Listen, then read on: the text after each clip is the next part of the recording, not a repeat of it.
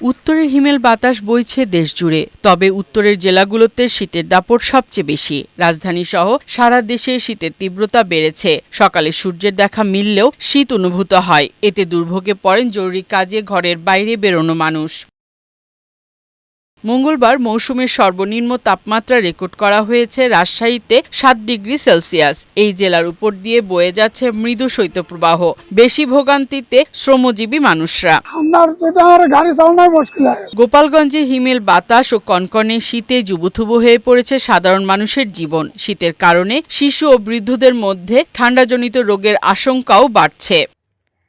গত কয়েকদিন ধরে পাবনায় মৃদু শৈত্যপ্রবাহ বয়ে যাচ্ছে। তীব্র ঠান্ডার কারণে দিনমজুর, রিকশা চালক ও ছিন্নমূল মানুষ সময়মতো কাজে বের হতে পারছেন না।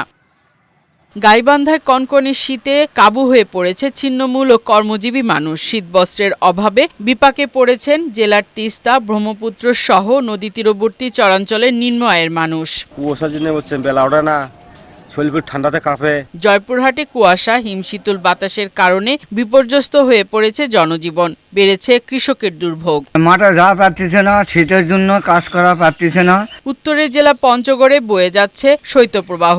তাপমাত্রা আরও কমবে বলে জানিয়েছে আবহাওয়া অফিস। আবহাওয়া অধিদপ্তর জানিয়েছে বগুড়া, দিনাজপুর, নীলফামারী, রাঙামাটি, যশোর, চুয়াডাঙ্গা ও কুষ্টিয়া সহ 10 জেলার উপর দিয়ে বয়ে যাচ্ছে মৃদু থেকে মাঝারি ধরনের শৈত্যপ্রবাহ। কুয়াশা আচ্ছন্ন আবহাওয়ার কারণে আগামী কয়েকদিন সারা দেশে শীত অনুভূত হবে। তবে 3 থেকে 4 দিন পর এই কুয়াশা কেটে যাবে বলে জানিয়েছে আবহাওয়া অধিদপ্তর। কুয়াশা কম বেশি আরো 2 দিন থাকবে, অর্থাৎ একটু একটু করে কমবে। অর্থাৎ পুরোপুরি ক্লিয়ার হতে আপনার মিনিমাম 3-4 দিন তো লাগবে একবারে পুরোপুরি ক্লিয়ার হতে।